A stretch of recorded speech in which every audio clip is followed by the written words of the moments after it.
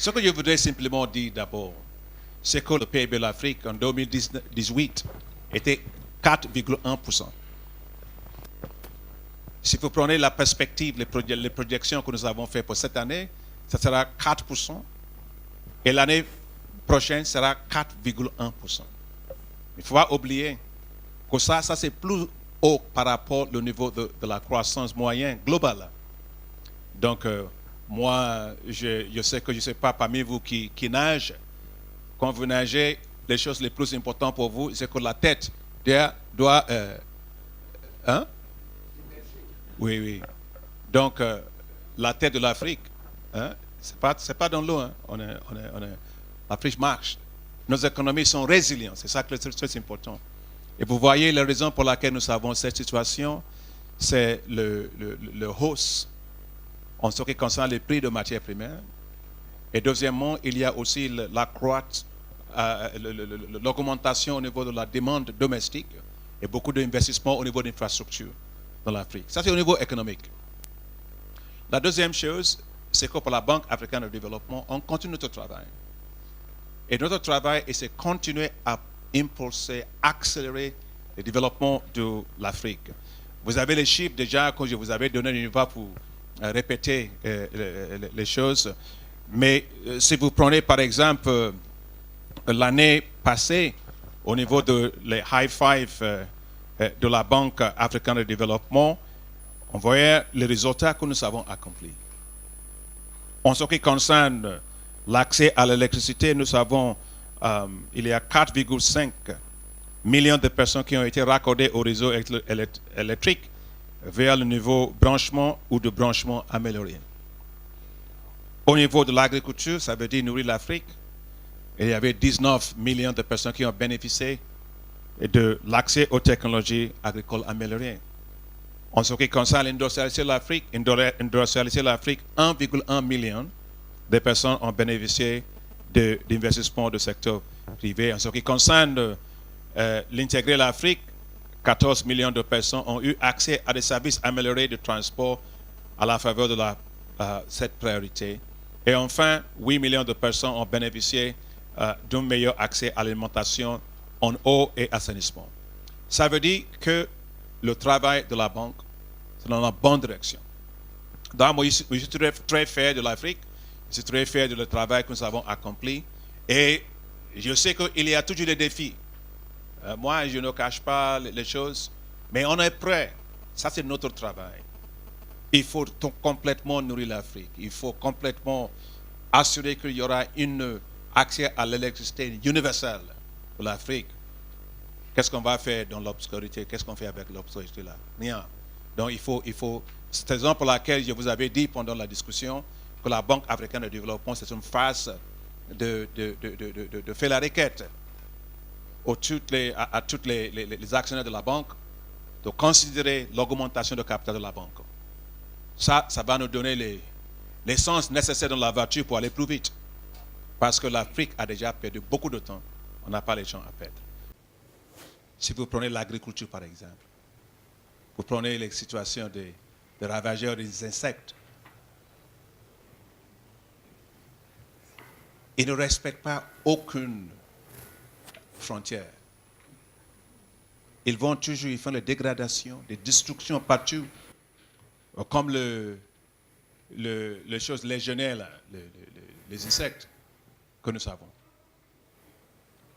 Mais s'ils ne respectent pas nos frontières, pourquoi pas avoir les réformes nécessaires pour faire facile pour l'introduction de technologies pour aller vite à travers toutes nos frontières. Je vous donne un exemple. Nous avons financé une variété de maïs qui est vraiment très adaptée aux situations de la sécheresse. Même s'il n'y a pas beaucoup d'eau, ça va pousser très bien, très résistant. Mais à cause des problèmes de réglementation et tout ça là, une technologie qui peut servir 10 pays pendant une période de 4 ans arrivera à ces 10 pays-là en 40 ans. Parce qu'on doit faire la test Ici 4 ans, là-bas 4 ans, là-bas 4 ans. Pourquoi ça? C'est la raison pour laquelle il faut changer nos perspectives. Si vous parlez au niveau de l'investissement intra-africain, si vous êtes un investisseur africain, si ce n'est pas possible pour vous de faire le déplacement facilement, d'aller dans un autre pays, qu'est-ce que vous allez faire? Où est-ce que vous allez faire l'investissement? Et alors, tous nos pays sont de petits pays. Donc, on a besoin d'avoir le marché qui est grand. Donc, pour ça, il faut casser tous ces murs-là. Parce que ça n'arrange pas l'investisseur. Les investisseurs cherchent le marché plus large. C'est la raison pour laquelle moi, je soutiens fermement le marché continental de libre-échange. Parce que c'est un marché de 3,3 000 milliards de dollars. Ça, c'est incroyable. Mais au niveau de déplacement, vous avez demandé des questions au niveau des réformes. Qu'est-ce qu'il faut faire? Tout d'abord, nous avons le passeport de l'Union africaine. Moi, j'ai le passeport. On m'avait donné le passeport. Mais il faut que ce passeport qui permette les Africains de se déplacer très facilement soit être disponible pour tout le monde. Pas simplement pour les gens qui ont VIP. Non, c'est pas ça. C'est pas le VIP qui font les commerces. Ce sont les petites entreprises qui font ça. Il faut faciliter leur déplacement. Ça, c'est vraiment très important. Et deuxièmement, je pense qu'il y a un aspect de réforme qui est vraiment très important. Pas simplement au niveau même de déplacement des personnes. Il faut qu'il y ait une intégration de marché financier. Et c'est la raison pour laquelle la Banque africaine de développement a fait aujourd'hui le travail pour intégrer le marché financier de Johannesburg jusqu'à Nairobi, jusqu'à la bourse valeur mobilier qui est basée ici, jusqu'à Maroc, à Casablanca, Cairo. Il faut intégrer le marché parce qu'il y a simplement 5 pays avec la valeur de bourse de leur bourse de 1 000 milliards de dollars. Mais il faut le mobiliser. Il faut que les gens puissent faire l'investissement partout sans aucun problème. Donc, je pense que ce sont les choses, pour moi, les deux choses très, très importantes à faire. Et je dois terminer avec cette question pour vous dire, les pays qui ont facilité l'accès librement de rentrer sans visa, ils ont eu une hausse au niveau d'investissement étranger dans tous les pays. Vous prenez par exemple, c'est le cas de Seychelles, vous prenez le cas de Bénin, vous prenez le cas de Éthiopie, hein? Vous comprenez, il y a aussi un autre pays qui a, le Rwanda, qui aussi a fait ça. Regardez tous ces pays-là. Si je ne peux pas arriver à un pays facilement, comment je vais faire l'investissement là-bas? Donc, il faut refaire la façon dans laquelle il faut être ouvert pour les gens de circuler. Donc, je veux simplement terminer que bon, il y a le protocole, la convention de la libre circulation de personnes. Il faut qu'on mette ça à l'action. Ça, c'est très, très important. Et pour en ce qui concerne le money unique, comme vous avez dit, vous savez que cette affaire, ce n'est pas tout à fait facile. Il y a l'aspect de l'intégration, il y a l'aspect politique, géopolitique qui est aussi très important. Il faut voir comment la monnaie unique, par exemple, a facilité la stabilité macroéconomique des pays qui l'utilisent. Eux ici qui essayaient aussi de réduire le taux d'inflation dans les pays qui l'utilisent. Donc, c'est quelque chose à bien analyser, de voir quels sont les avantages, quelles sont les choses qui ne marchent pas. Donc, je pense que ce n'est pas pour la banque de faire les décisions pour ça. C'est pour le pays qui fait ça. Notre rôle, c'est de mettre à la disposition des pays la facilité nécessaire de faire l'analyse technique, analyse macroéconomique, analyse fiscale, pour voir l'impact de cette politique avant de prendre des décisions. Ça, c'est notre rôle. Ce n'est pas nous qui prenons les décisions. En ce qui concerne le madame de BBC, sur l'investissement de la croissance verte, c'est pas ça.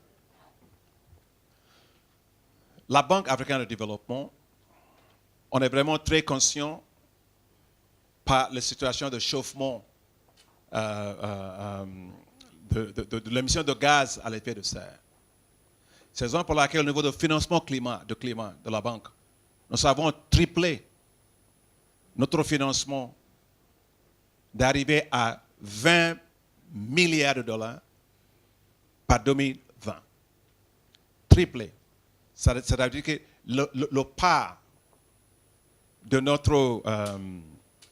à 2020, le pas de financement pour le climat par rapport à tous nos financements sera 40%. Ça veut dire qu'on prend ça à quelque chose de vraiment très, très important. La deuxième chose à dire, c'est en ce qui concerne l'énergie renouvelable. La Banque africaine de développement habite aujourd'hui l'initiative d'énergie renouvelable, qui est une initiative que nous avons commencé avec la France, l'Allemagne et plusieurs pays, qui est basée à la BAD, pour laquelle l'Union européenne fait le financement aussi. Et la BAD, il y a un an, 100% de tous nos investissements dans la production d'énergie ont été faits par l'énergie renouvelable, 100%. Donc, ça veut dire que la Banque africaine de développement, on accélère nos investissements en ce qui concerne l'énergie renouvelable. Dieu a fait tellement de grandes choses pour l'Afrique. Nous avons le soleil partout. Ce n'est pas une question de prière. Hein. Il faut simplement faire le câble, faire le raccordement là-bas, et ça finit. C'est la raison pour laquelle la Banque africaine de développement, nous avons pris la décision de commencer une initiative qui s'appelle Desert to Power, qui va transformer toute la zone sahélienne à travers de l'énergie solaire, avec la capacité de 10 000 mégawatts, qui sera le plus large, les zones les plus larges solaires dans le monde. Niger, Tchad, Burkina Faso, jusqu'à Mauritanie, Sénégal, nord du Nigeria et tout ça là. Nous avons déjà commencé ça à Burkina Faso avec un projet avec l'Agence française de développement qui s'appelle le centre solaire de Yelen. C'est 50 mégawatts. Bon, nous voulons faire ça dans toutes les zones sahéliennes. Parce que si on ne fait pas ça, le mur là, ce qu'on appelle le grand muraille vert, que nous avons placé là pour planter les arbres contre la désertification, les gens vont tout couper. Hein. Ce sera simplement le mur de bois de chauffage. Donc, c'est la raison pour laquelle on fait ça, parce que ça va aussi sauver à cette mur. Et finalement, nous avons au sein de la BAD une initiative qui soutient les pays qui subissent l'impact extrême du climat.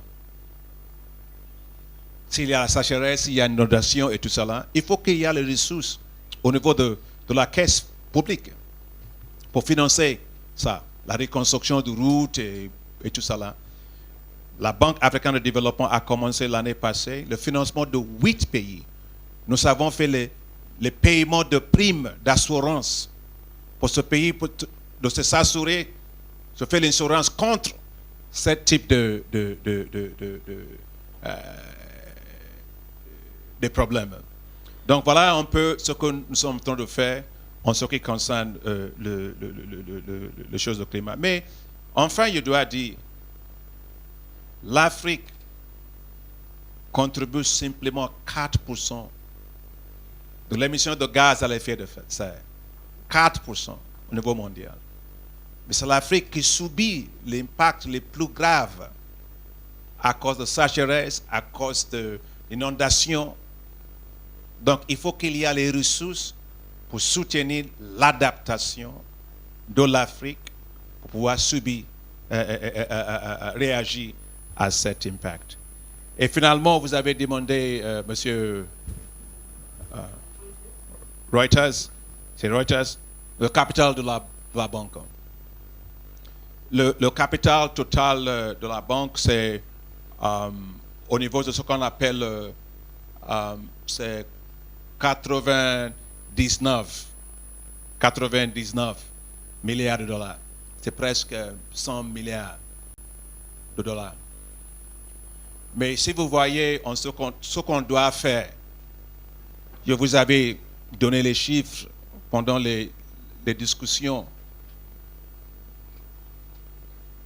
Pour nous, nous cherchons une augmentation de capital. Nous avons deux types de capital au niveau de la BAD. Il y a le capital que vous payez à la caisse. Il y a le capital qui reste avec vous. On l'appelle callable capital. Mais ce que la BAD fait, c'est utiliser les ressources disponibles dans cette caisse pour aller dans le marché de capital international pour lever de fonds. C'est la raison pour laquelle on avait très fiers de notre notation AAA. On l'avait maintenu toujours ça. Mais il nous faut peut-être, on est en train de discuter peut-être un investissement d'augmentation de capital de peut-être 11 milliards payés. C'est une discussion, hein, c'est une discussion avec nos actionnaires. Il n'y a pas les décisions qui ont été prises. Hein. C'est une discussion, mais les discussions vont dans la même direction. Mais si on a cet type de financement, je vous avais dit, bon, ça va nous permettre d'avoir 105 millions de personnes avec l'accès à l'électricité, 137 millions de personnes qui vont bénéficier d'accès aux technologies agricoles, 22 millions de personnes qui vont bénéficier d'investissements dans les projets du secteur privé, 15 millions de personnes auront accès à des services améliorés de transport, et 100 millions de personnes auront accès à des services améliorés d'alimentation en eau à assainissement. C'est le type d'Afrique que nous voulons, où nous ferons les grandes choses comme ça. C'est la raison pour laquelle on est en discussion avec nos actionnaires de considérer ça. Je pense que voilà un peu ce qu'on est en train de faire. Je peux vous dire, qu'en ce qui nous concerne en tant que la banque, vous avez vu ça dans la façon dans laquelle nous avons changé notre approche de travail avec les journalistes. L'information, c'est très important. Et il ne faut pas que l'information qui sort de l'Afrique soit toujours l'information négative. Pourquoi? S'il y a le défi, l'Afrique a les défis, mais ce n'est pas l'Afrique simplement qui a les défis. Hein. On ne peut pas faire le marketing de défis, on fait le marketing de solutions, les choses qui marchent.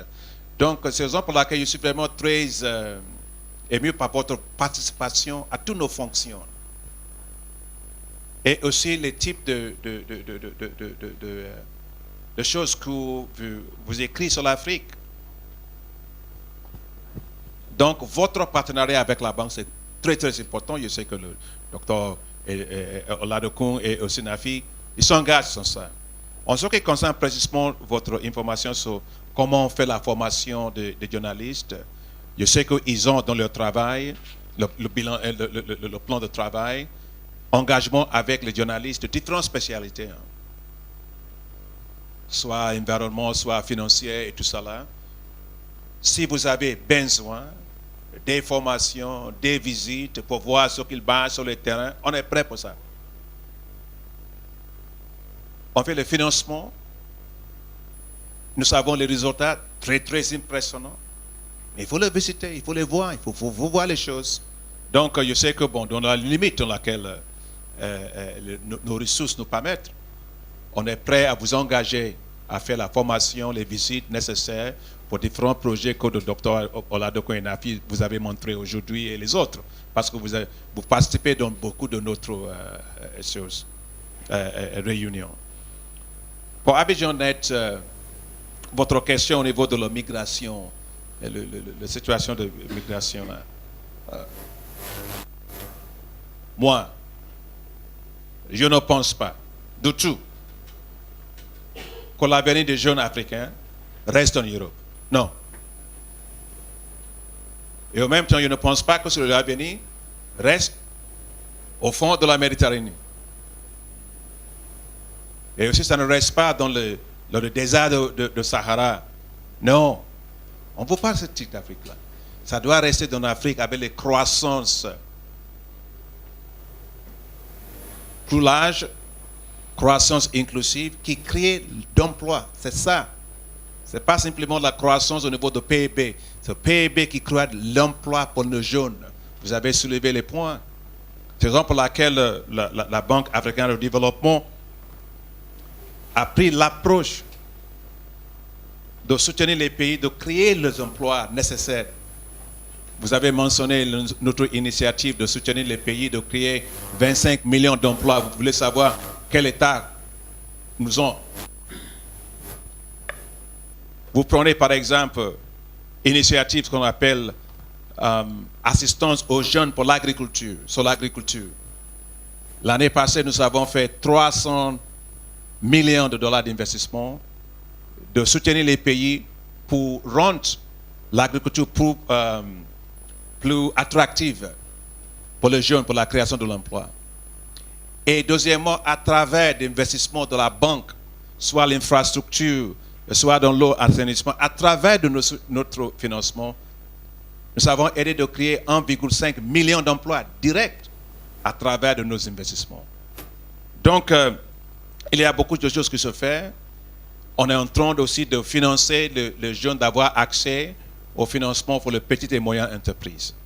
Donc, je pense qu'on est dans la même trajectoire d'arriver à ces 25 millions d'emplois pendant une période de 10 ans. On avait dit pendant une période de 10 ans. Si c'est aujourd'hui, donc je deviens quelqu'un qui fait le magic. Non, c'est pas comme ça. Donc, mais on est là dans la bonne direction pour atteindre cet objectif. En ce qui concerne l'immigration, je dois aussi donner une précision. Parfois, les gens pensent que parce qu'ils regardent, ils voient les gens à la télévision, on nous montre matin, après-midi, soir, on pense que c'est toute l'Afrique qui fait l'exode. Non. 85% de migration en Afrique, presque 90%, c'est à l'intérieur de l'Afrique. Donc il ne faut pas oublier ça. Et l'immigration, ce n'est pas unique pour l'Afrique. Le développement, ça se fait comme ça, avec l'immigration. Ce que nous voulons, c'est une migration avec l'ordre. Pas beaucoup de migration illégale et tout ça là. Donc, il faut que nous aussi, on travaille. Donc, les pays qui aussi ont les problèmes d'exode, on fait l'investissement beaucoup dans les pays là, dans le Sahel. C'est la raison pour laquelle il faut totalement changer le Sahel, pour créer une nouvelle zone de prospérité dans le Sahel, dans laquelle les gens peuvent rester, au lieu de quitter leur pays. Et en ce qui concerne la Côte d'Ivoire, bon, monsieur le secrétaire général, il va se prononcer pour ça, mais pour ma part, vous avez dit l'augmentation de 280%. Pourquoi pas? Pourquoi pas? Tout d'abord, moi, j'ai vécu ici. J'ai travaillé pendant une période de 5 ans à Bouaké, entre 1990 jusqu'à 1995. J'étais l'économiste principal de l'Adrao. Je connais la Côte d'Ivoire très bien, partout. Je sais la potentialité de ce pays. Donc c'est une opportunité pour moi de revenir ici. Et pourquoi pas? Parce que je connais, j'ai formé 10 étudiants en doctorat ici. Donc je sais la potentialité qu'on peut vraiment transformer ce pays. C'est la raison pour laquelle moi je suis passionné par la Côte d'Ivoire. Deuxième chose, le président Alassane Ouattara. Je l'aimais depuis qu'il était Premier ministre, pendant la période de l'ancien président Houphouët-Boigny. Brillant économiste, avec les visions, avec la passion. Donc, pour moi, c'est une opportunité d'être ici, de travailler avec une économiste globale comme ça, pour lui aider de trouver les solutions pour accélérer le développement de son pays. Parce qu'à la fin des choses, le développement, ça se fait avec la volonté politique. C'est une opportunité pour nous. Et troisièmement, si vous voyez au niveau des réformes macroéconomiques fiscales que le pays se fait, au niveau aussi de nettoyage, environnement de climat pour l'investissement, le pays a fait excellent progrès. Se monter 17 places dans le classement de doing business. 17. Ça veut dire donc que le pays marche.